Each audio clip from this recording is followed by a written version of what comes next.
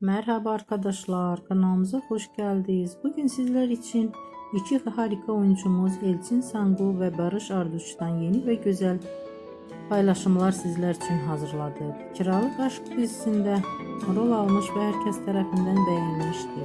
Biz de sizler için onların güzel ve romantik karelerini hazırladık.